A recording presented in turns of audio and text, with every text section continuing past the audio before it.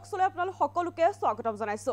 এইবাৰ যোৰহাটত নচলিলে গৌৰৱ গগৈ যাদু। গৌৰৱ গগৈ পাকিস্তানৰ মানুহ। গৌৰৱ গগৈ প্ৰচাৰ চলালে কংগ্ৰেছ হেনো হাৰিবই। ৰাইজে যি দিব লাগে হেয়া ৰাইজে দিছে। এইদৰে এতিয়া বিজেপিৰ বৃহৎ জয়ৰ পাছত মন্তব্য কৰিছে মুখ্যমন্ত্ৰী হিমন্ত বিশ্ব শৰ্মাই। জনাইছো আপোনালোকক সবিশেষ। গৌৰৱ গগৈ হেনো পাকিস্তানৰ মানুহ হয়।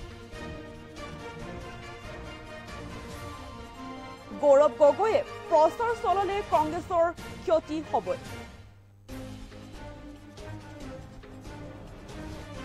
আৰু ৰাইজে যি দিব লাগে সেয়া ৰাইজে দিছে।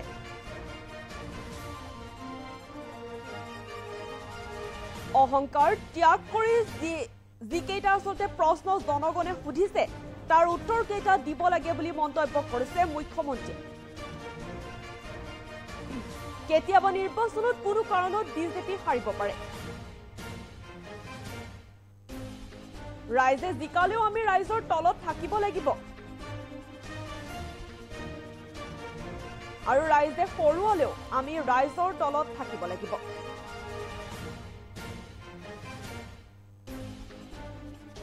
যেতিয়া ৰাইজৰ তলত থাকি কাম কৰি যাম,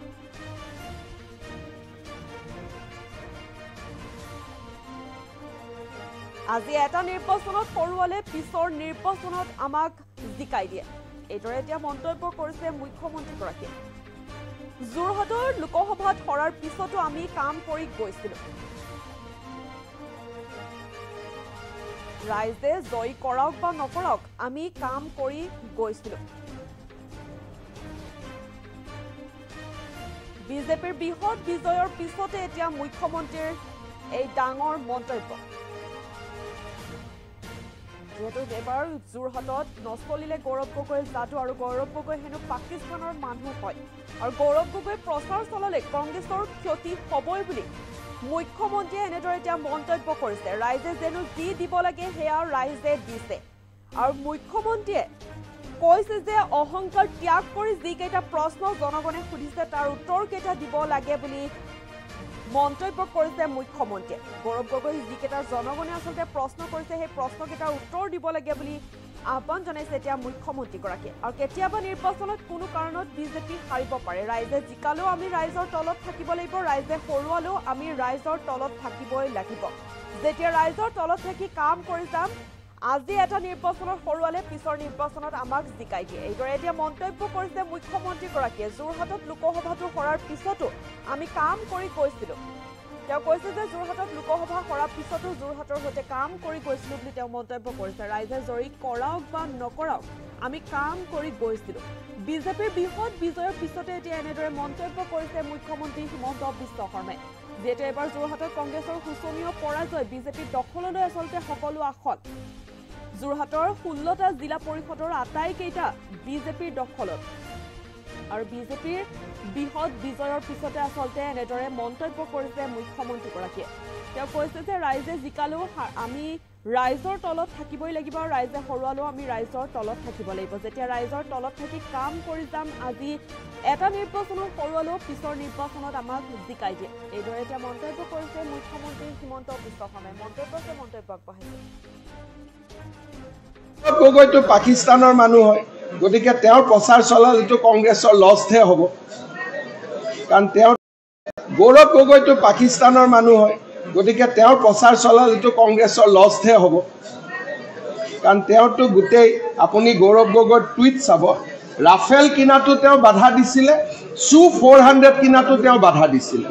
গতিকে ইমান দিনে মই সেইবিলাক টুইট চোৱা নাছিলোঁ। যোৱাকালি আমাৰ মানুহে মোক পঠাই দিছে, এওঁ দেখোন ৰাফেল কিনাটো বাধা দিছিলে, Su-400 কিনাটো বাধা দিছিলে। গতিকে ৰাইজে তেওঁক যি মেছেজ দিব লাগে ৰাইজে দিছে।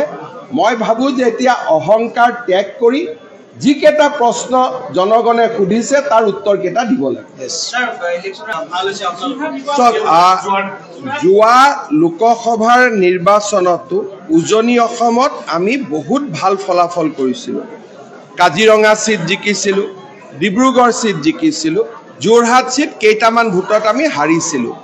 কিন্তু গোটেই কেইখন জিলাতে লখিমপুৰ উজনি অসমত আমি লখিমপুৰ সিটো জিকিছিলোঁ, উত্তৰ অসমত আমি তেজপুৰ সিটো জিকিছিলো কিন্তু যোৱা লোকসভাৰ পিছত 11টা সিটত আমি জিকাৰ পিছতো সংবাদ মাধ্যমে এনেকুৱা এটা পৰিৱেশ সৃষ্টি কৰিছিল যেন আসলতে আমি হাৰিছিলো আজি সংবাদ মাধ্যমত যোৰহাটৰ ৰাইজে উত্তৰ দি দিলে যে বিজেপিক সকলোৰে আশীৰ্বাদ বিজেপিক সকলোৱে ভাল পায় আৰু ৰাইজৰ আশীৰ্বাদৰ নিৰ্মালী যোৰহাটতো গৌৰৱ গগৈটো পাকিস্তানৰ মানুহ হয় গতিকে তেওঁৰ প্ৰচাৰ চলালেতো কংগ্ৰেছৰ লছহে হ'ব কাৰণ তেওঁতো গোটেই আপুনি গৌৰৱ গগৈৰ টুইট চাব ৰাফেল কিনাটো তেওঁ বাধা দিছিলে Su-400 কিনাটো তেওঁ বাধা দিছিলে গতিকে ইমান দিনে মই সেইবিলাক টুইট চোৱা নাছিলো যোৱাকালি আমাৰ মানুহে মোক পঠাই দিছে এও দেখোন ৰাফেল কিনাটো বাধা দিছিলে Su-400 কিনাটো বাধা দিছিলে গতিকে